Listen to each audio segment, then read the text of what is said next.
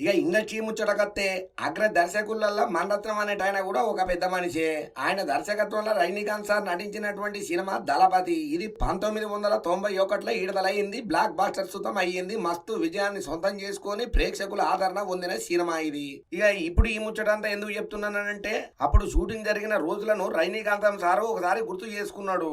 ఓ సన్నివేశం కోసం కమల్ హాసన్ కు ఫోన్ చేసిన నేను. దళపతి సినిమాల రాజకీయ నాయకుడితో నేను సవాలు ఇసే సన్నివేశం ఒకటి ఉంటది. ఆ సీన్ కోసం చాలా కట్టబడ్డా, ఎంత తిప్పలు పడ్డా కూడా అది నాకు అట్టలేదు.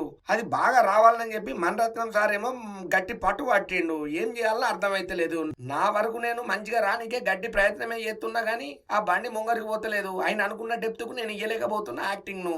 ఎన్నో సార్లు టేకులైనాయి, చెప్పుకుంటే సిగ్గుపోతుంది. లెక్కలేనని టేకులు తిన్నా కూడా అది వర్కౌట్ అయితలేదు. అప్పుడు మణిరత్నం సార్ మస్తు అసంతృప్తిగా ఫీల్ అయిండు.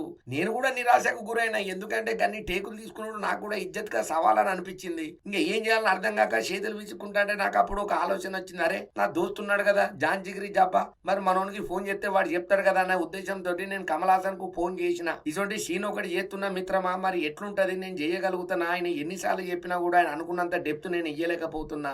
ఏంది పరిస్థితి, నాకు ఇది ఏమన్నా సరే సపోర్ట్ చేస్తావా అని అడిగిన.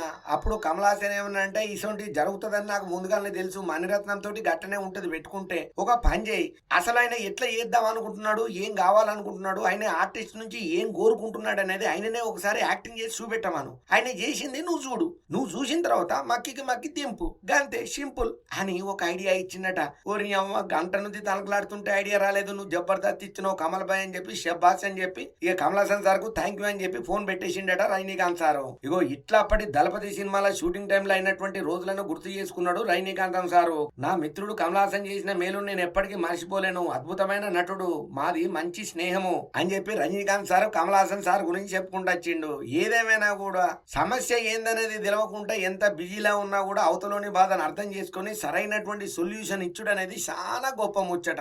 ఇటువంటి దోస్తులు చాలా అదృష్టం అంటున్నారు ఈ ముచ్చట ఎరికైన వాళ్ళు.